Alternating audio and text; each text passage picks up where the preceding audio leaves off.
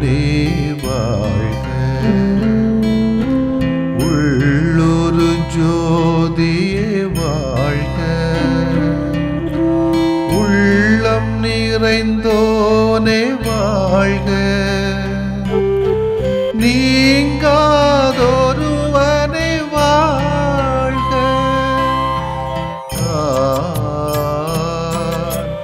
ஒளி பொருந்திய அழியாத ஆன்மா.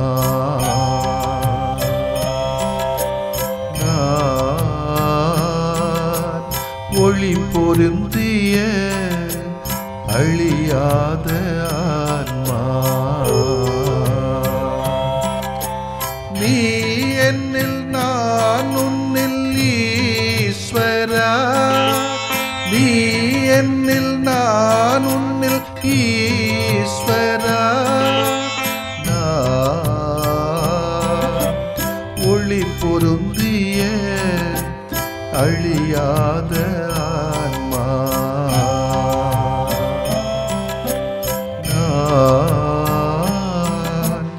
ஒளி பொருந்திய அழியாத ஆன்மா. நம் இதயத்தில் அன்பு இருக்கிறதா? அன்பு இருந்தால்தான் நாம் வாழ்கிறோம்.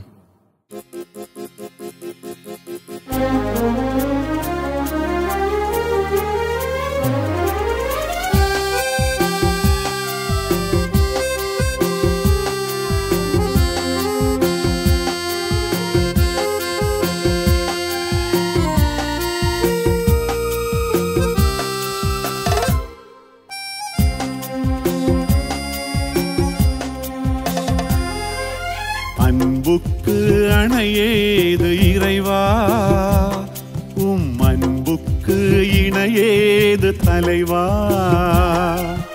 அன்புக்கு அணையேது இறைவா, உம் அன்புக்கு இணையேது தலைவா.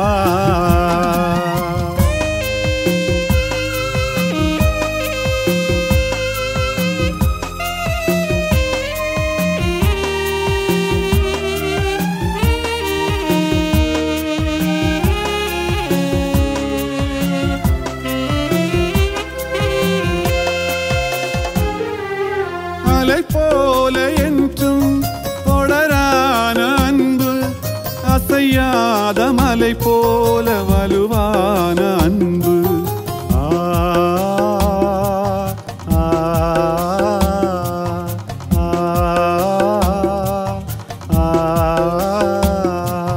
படர்வானம் போல விரிவான அன்பு, பயிரியும் நிலம் போல பரிவான அன்பு.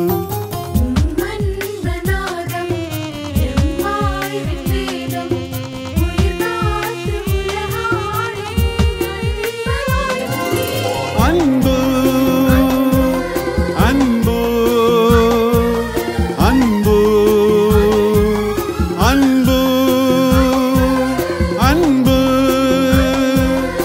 அன்பு அன்பு அன்பு. அன்புக்கு அணையேது இறைவா, உம் அன்புக்கு இணையேது தலைவா.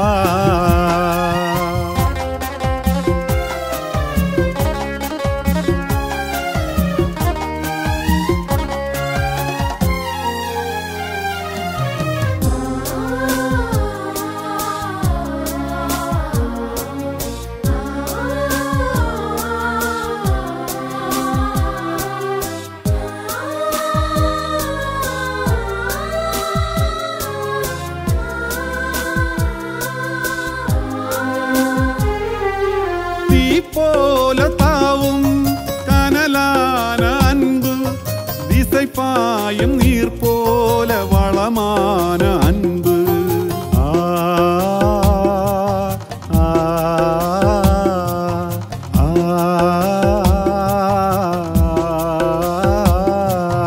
மென்தென்றல் போல மெலிதான அன்பு, என்றென்றும் வாழும் நிலையான அன்பு.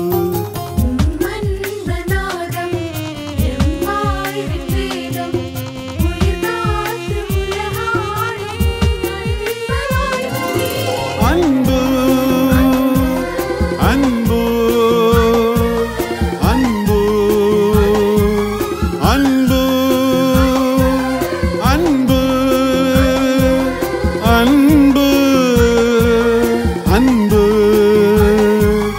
அன்பு அன்புக்கு அணையேது இறைவா, அன்புக்கு இணையேது தலைவா.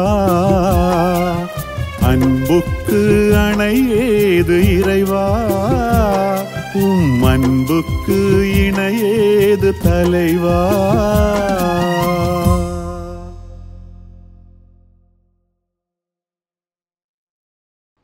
மத்தேயு எழுதிய நற்செய்தி அலகு 22 இறை சொற்றொடர்கள் 34 முதல் 40 வரையிலானவைகள். அக்காலத்தில் இயேசு சதுசேயரை வாயடைக்கச் செய்தார் என்பதை கேள்விப்பட்ட பரிசேயர் ஒன்று கூடி அவரிடம் வந்தனர்.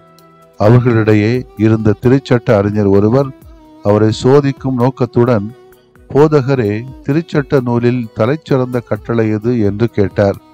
அவர், உன் முழு இதயத்தோடும் முழு உள்ளத்தோடும் முழு மனத்தோடும் உன் ஆண்டவனாகிய கடவுளிடம் அன்பு செலுத்து, இதுவே தலைச்சிறந்த முதன்மையான கட்டளை. உன் மீது நீ அன்பு கூறுவது போல உனக்கு அடுத்திருப்பவர் மீதும் அன்பு கூறுவாயாக என்பது இதற்கு இணையான இரண்டாவது கட்டளை. திருச்சட்ட நூல் முழுமைக்கும் இறைவாக்கு நூல்களுக்கும் இவ்விரு கட்டளைகளே அடிமையாக அமைகின்றன என்று பதிலளித்தார். ஆண்டவரின் அருள்வாக்கு. இறைவா உமக்கு நன்றி. கிறிஸ்து இயேசுவிலே பிரியமுள்ள சகோதர சகோதரிகளே, இயேசுவின் காலத்திலே இன்னைக்கு போலத்தான் அன்னைக்கும் அவருக்கு எப்பொழுதுமே எதிர்ப்பாக இருந்தவர்கள் பரிசேயர்கள், சதுசேயர்கள் மற்றும் மறைநூல் அறிஞர்கள். இன்றைக்கு ஒரு சிலர் சொல்லுவாங்க, ஊர்ல எப்ப பார்த்தாலும் இந்த ஊர்ல சண்டை போடுறவன் சாதாரண நாட்கள் அறிவாளிகள் என்று சொல்லப்படுகின்றவர்கள் தான் எதிர்த்து நிற்பாங்க அப்படின்னு சொல்லுவாங்க. அது உண்மை பொய்யோ தெரியாது. ஆனால் இயேசுவின் காலத்துல வேண்டுமென்றே எதிர்க்கின்ற கூட்டம் 3 கூட்டம்: மறைநூல் அறிஞர்கள், சதுசேயர்கள், பரிசேயர்கள். மக்கள் ஒரு வழியில ஜால்ரா போட்டு அவரை காட்டி கொடுக்கிறாங்க. மக்கள் அனைவருமே இயேசுவை போற்றி புகழ்ந்தாலும் இந்த மூவர் அணியினர் இயேசுவை ஏற்றுக்கொள்ள தயாரில்லை. காரணம், இயேசுவின் போதனைக்கும் அவர்களின் போதனைக்கும் மிக முக்கிய வேறுபாடு இருந்தது. பரிசேயர்களின் போதனை பாவிகளை, ஏழைகளை, எளியவர்களை, நலிந்தோரை வெறுத்து ஒதுக்குவதாக இருந்தது. ஆனால் கடவுளின் அரசில் அவர்களுக்கு இடமே இல்லை என்ற பாணியிலே தான் இருந்தது. ஆனால் இயேசு பாவிகளுக்கும், ஏழைகளுக்கும், எளியவர்களுக்கும் முன்னுரிமை கொடுக்கிறார். இறை அரசுக்கு தகுதி வரக்கூடிய நிலையை அவர்களுக்கு பெற்றுக் கொடுக்கிறார். இந்த போதனை தான் இயேசுவை அவர்களுக்கு எதிரியாக காட்டியது. ஏன் சிலுவை சாவுக்கே, சிலுவையில் வைத்து கொலை செய்வதற்கே காரணமாக அமைந்தது. இயேசுவின் போதனைக்கான அடித்தளம் அன்பு. அதைத்தான் இன்றைய நற்செய்தி சிறப்பாக எடுத்துரைக்கிறது. கடவுள் நம்மை நிரந்தரமாக எந்தவித நிர்பந்தம் இல்லாமல் அன்பு செய்கிறார். கடவுள் நம்மிடமிருந்து எதிர்பார்ப்பது மனமாற்றம். மனமாற்றம் பெறுகின்ற ஒவ்வொருவரையும் கடவுள் ஏற்றுக்கொள்ள தயாராக இருக்கிறார். அவரின் அழைப்பை ஏற்று அவரின் பிள்ளைகளாக நாம் மாற வேண்டும் என்று சொன்னால் கடவுள் விரும்புகிற அந்த அன்பு வாழ்க்கை நம்மிடத்தில் அதிகமாக இருக்கப்பட வேண்டும். இயேசுவின் காலத்தில் வாழ்ந்த பரிசேயர்கள் திருச்சட்டத்தை நன்கு தெரிந்து வைத்திருந்தார்கள். சட்டத்தின் நுணுக்கங்களையும் அறிந்திருந்தார்கள். திருச்சட்டத்தில் அடங்கிய 613 கட்டளைகளையும் அவை பற்றி யூத சபை அறிஞர்கள் வழங்கிய விளக்கங்களையும் பரிசேயர் கற்றறிந்தார்கள். தங்களை போன்று இயேசுவும் சமய அறிவில் சிறந்தவர்தானா என்று சோதிக்கும் வகையிலே அவர்கள் இயேசுவிடம் கேட்ட கேள்வி திருச்சட்ட நூலில் தலைச்சிறந்த கட்டளை எது என்பதாகும். இயேசு அவர்களுக்கு அளித்த பதிலில் பெரிய விளக்கங்கள் இல்லை. மிகவும் எளிய முறையில் கடவுள் தந்த கட்டளைகளின் உள் ஆழம் அதில் அடங்கி இருக்கிறது என்பதை இயேசு எடுத்துரைக்கிறார். அன்பு செய்க, அன்பு மட்டும் செய்க என்பது திருச்சட்டத்தின் சுருக்கம் என இயேசு போதிக்கிறார். இந்த அன்பு கட்டளைக்கு 2 பக்கங்கள் உண்டு. ஒன்று கட்டளை அன்பு செய்வது, மற்றது பிறரை அன்பு செய்வது. பழைய ஏற்பாட்டு திருச்சட்டத்தில் காணப்பட்ட அன்பு கட்டளையின் 2 பக்கங்களையும் இணைக்கிறார். திருச்சட்ட நூலில் ஒரு கடவுளாக ஆண்டவரிடம் அன்பு கூறுவாயாக என்னும் சட்டமும், லேவியர் நூலில் உன் மீது நீ அன்பு கூறுவது போல உனக்கு அடுத்திருப்பவர் மீது அன்பு கூறுவாயாக என்னும் சட்டமும் தனித்தனியாக காணப்பட்டாலும் இயேசுவின் போதனையில் அவை இரண்டும் பின்னி பிணைந்த விதத்திலே தான் உள்ளன. எனவே திருச்சட்டத்தில் மட்டுமன்றி இயேசுவின் போதனையிலும் அன்பு கட்டளையே மைய இடம் பெறுவதில் வியப்பில்லை. கடவுளையும் மனிதரையும் அன்பு செய்வோர் உண்மையிலேயே தலைச்சிறந்த கட்டளையை கடைபிடிக்கின்றார்கள். சொந்த அம்மாவை, சொந்த பிள்ளைகளை நோயாளியா போட்டுக்கிட்டு படுக்கையில போட்டுக்கிட்டு ஒரு பூண்டியில போய் மாதாவை பார்க்கறதோ, வேளாங்கண்ணில போய் மாதாவை பார்க்கறதோ, அல்லது திருப்பதியில போய் சாமியை தொழுறதோ எவ்வளவு தூரத்துக்கு முரண்பாடான காரியம் என்பதை நாம் புரிந்து கொள்ள வேண்டும். கடவுளை அன்பு செய்வதை போல நீ மனிதனை அன்பு செய்.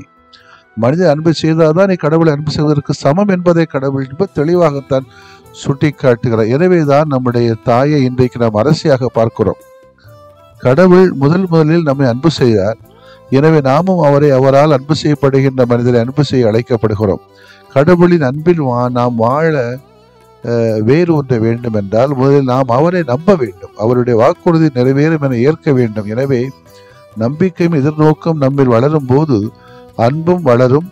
அன்பு நம்மில் சிறக்கும் போது கடவுள் மட்டில் நாம் கொள்கின்ற நம்பிக்கை உறுதிப்படும். அவர் வாக்களிக்கிற நன்மைகளை நாமும் பெற வேண்டும் என்னும் எதிர்நோக்கிலே திண்ணமாக இருக்க வேண்டும். திண்ணமாகும். ஆனால் இதை நிரூபிக்கக்கூடியது நம்முடைய தாய்.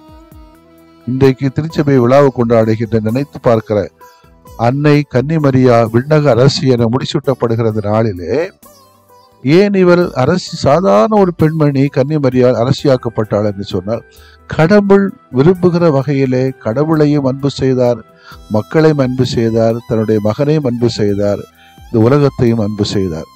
எனவேதான் அவளை அரசியாக நாம் கருதுகிறோம்.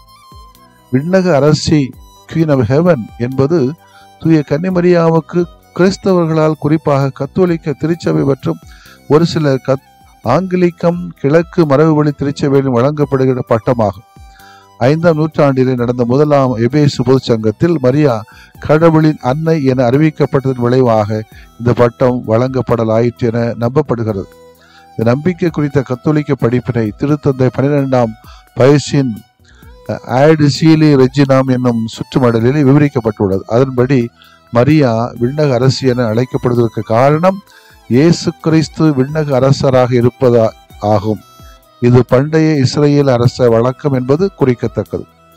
திருச்சபையினால் அதிகாரப்பூர்வ அனுமதி பெறுவதற்கு பல நூற்றாண்டுகளுக்கு முன்பே விண்ணக அரசி என்னும் பட்டம் கத்தோலிக்க மரபிலும் வேண்டல்களிலும் பக்தி முயற்சிகளிலும் கலையிலும் முக்கிய பங்கு வகித்தது என்பதை நாம் புரிந்து கொள்ள வேண்டும் என்று சொன்னால், அந்த அன்னை எந்த அளவுக்கு கடவுளை அன்பு செய்தாலோ அதுபோல நாமும் மக்களையும் கடவுளையும் இல்லாதவர்களையும் இயலாதவர்களையும் ஏழைகளையும் வறியோர்களையும் அன்பு செய்ய நாம் புறப்பட்டு விட்டோம் என்று சொன்னால் நாமும் ஒரு நாள் விரைவிலே அரசியாக்கப்படுவோம் என்பது உறுதி.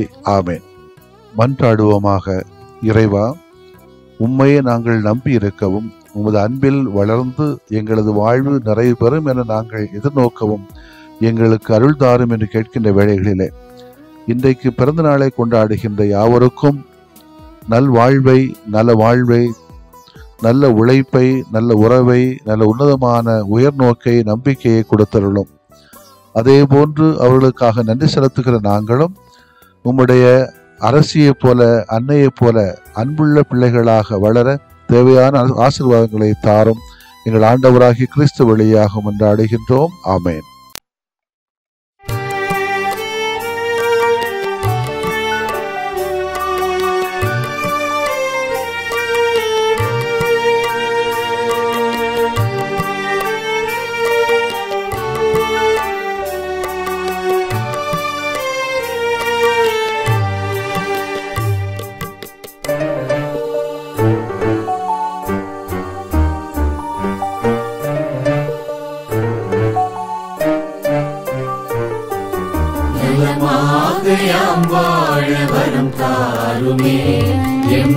மாற்றி உனில் வாழ நலம் தாருமே.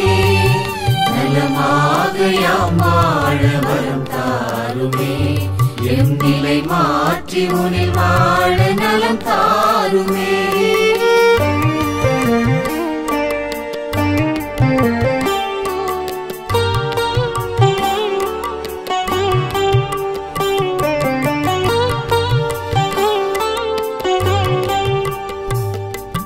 மகிழ்வில்லா மனமென்றால் மனநோயா, அதில் மகிழ்வாக நீ வந்து நலம் தாருமே. நலமாக யாம் வாழ வரம் தாருமே. பொய் கூறும் நாவென்றால் பேய் நோயா, அதில் மெய்யாக நீ வந்து நலம் தாருமே. நலமாக யாம் வாழ வரம் தாருமே. எம் நிலை மாற்றி உனில் வாழ நலம் தாருமே.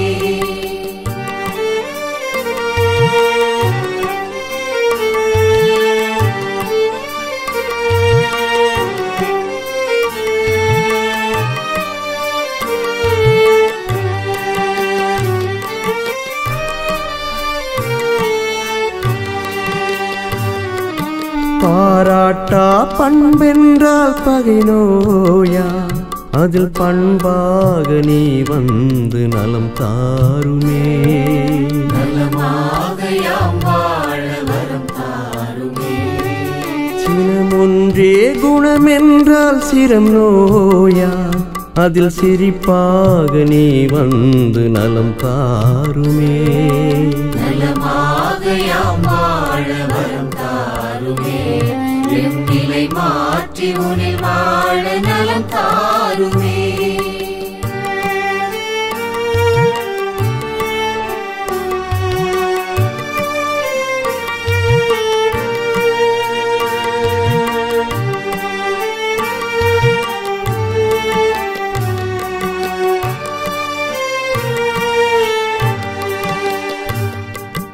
உழைக்காத உடல் என்றால் உயிர் நோயா, அதில் உழைப்பாக நீ வந்து நலம் தாருமே. நலமாக யாம் வாழ வரம் தாருமே. கனியாத உளமென்றால் கடும் நோயா, அதில் கனிவாக நீ வந்து நலம் தாருமே. நலமாக யாம் வாழ வரம் தாருமே. எம் நிலை மாற்றி உனில் வாழ நலம் தாருமே.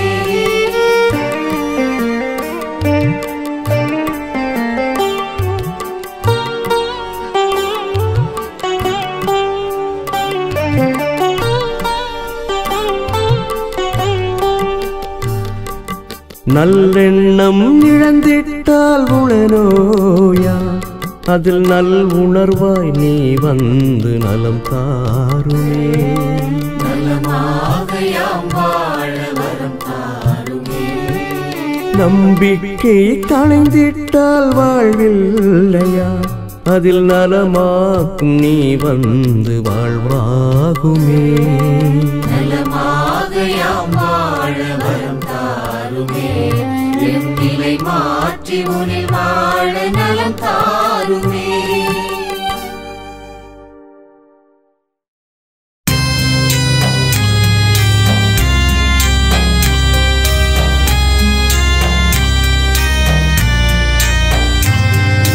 மாண்புயரிவருள்ளடையாளத்தை தாழ்ந்து பணிந்து ஆராதிப்போம். பழைய நியம முறைகள் அனைத்தும் இனி மறைந்து முடிவு பெறுக. புதிய நியம முறைகள் வருக. புலன்களாலே மனிதன் இதனை அறிய இயலா. குறைகள் நீக்க நம்பிக்கையின் உதவி பெறுக.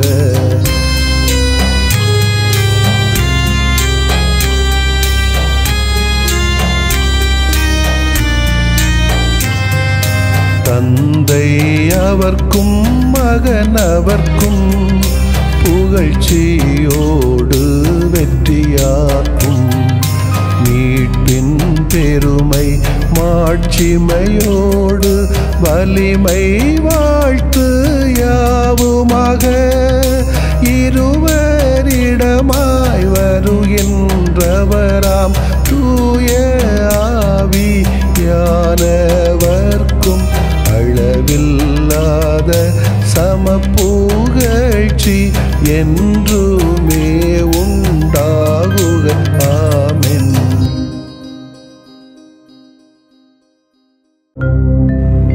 வானின்று அவர்களுக்கு அப்பமளித்தீரே, இனிமையெல்லாம் தன்னகத்தில் கொண்ட அப்பம் இதுவே. மன்றாடுவோமாக. இறைவா, இந்த வியப்புக்குரிய அல்வடையாளத்திலே உம்முடைய பாடுகளின் நினைவை எங்களுக்கு விட்டு சென்றீ. உம் திருவுடல் திருநத்தமாகியவற்றின் தூய மறைவருளை வணங்கும் நாங்கள் உமது மீட்பின் பயனை இடைவிடாமல் துய்த்து உணர்ந்து மகிழ அருள்வீராக. தந்தையாகி இறைவனோடும் தூய ஆவியாரின் ஒன்றிப்பில் இறைவனா என்றென்றும் வாழ்ந்து ஆட்சி செய்கின்ற உம்மை மன்றாடுகிறோம்.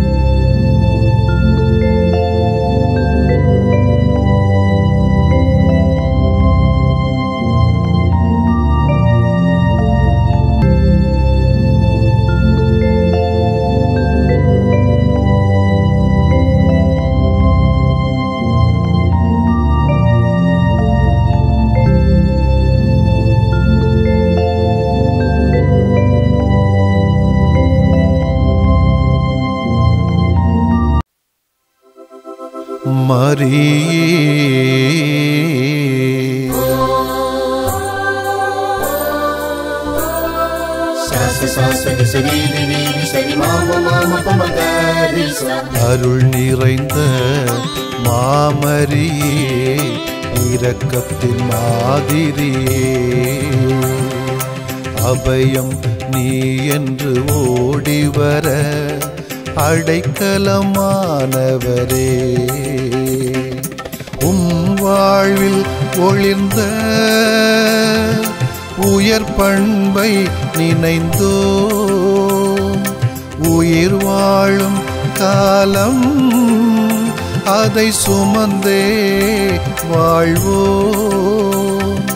அருள் நிறைந்த மாமரியே, இரக்கத்தின் மாதிரியே, அபயம் நீ என்று ஓடிவர அடைக்கலமானவரே.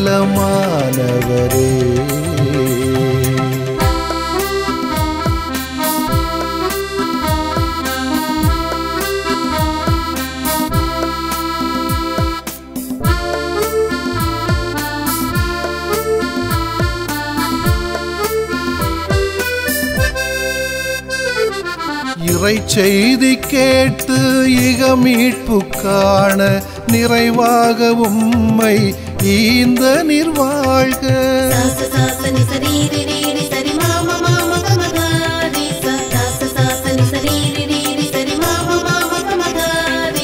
இறை செய்தி கேட்டு இக மீட்பு காண நிறைவாக உம்மை ஈந்த நிர்வாழ்க. உம்மாகட்டும் என்ற அகத்தாட்சி சொல்லால், ஆகட்டும் என்ற அகத்தாட்சி சொல்லால் ஆண்டவர் திருவுளம் ஆளச் செய்வீர். அம்மாவும் வாழ்வில் ஒளிர்ந்த உயர் பண்பை நினைந்தோ உயிர் வாழும் காலம் அதை சுமந்தே வாழ்வோம். அருள் நிறைந்த மாமரியே இரக்கத்தின் மாதிரியே அபயம் நீ என்று ஓடிவர அடைக்கலமானவரே வாழ்க வாழ்க மரியே வாழ்க வாழ்க வாழ்க இரக்கத்தின் தாயே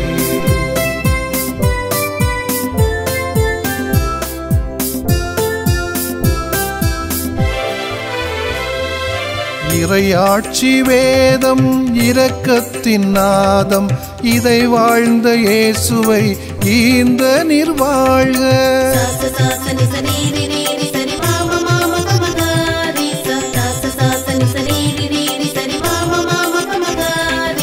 இறையாட்சி வேதம் இரக்கத்தின் நாதம் இதை வாழ்ந்த இயேசுவை ஈந்த நிர்வாழ்க மாசில்லா மனதை நேசிக்கும் நாங்கள் மாசில்லா மனதை நேசிக்கும் நாங்கள் மனிதத்துள் புனிதம் காணச் செய்வீர் அம்மாவும் வாழ்வில் ஒளிர்ந்த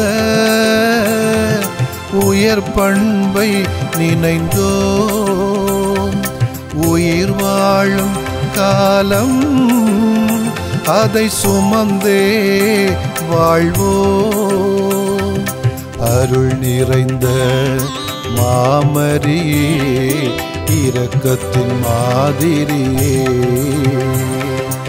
அபயம் நீ என்று ஓடிவர அடைக்கலமானவரே வாழ்க வாழ்க மரியே வாழ்க வாழ்க வாழ்க இரக்கத்தின் தாயே வாழ்க வாழ்க மரியே வாழ்க வாழ்க வாழ்க இரக்கத்தின் தாயே வாழ்க வாழ்க மரியே வாழ்க வாழ்க வாழ்க இரக்கத்தின் தாயே வாழ்க வாழ்க மரியே வாழ்க வாழ்க வாழ்க இரக்கத்தின் தாயே நிலையான புகழுக்குரிய தூய இறை நன்மைக்கு எல்லா காலமும் தொழுகையும் புகழும் போற்றியும் ஆட்சிமையும் உண்டாக கடவது போற்றியும் ஆட்சிமையும் உண்டாக கடவது. தந்தை மகன் தூய ஆவியாரின் பெயராலே ஆமென்.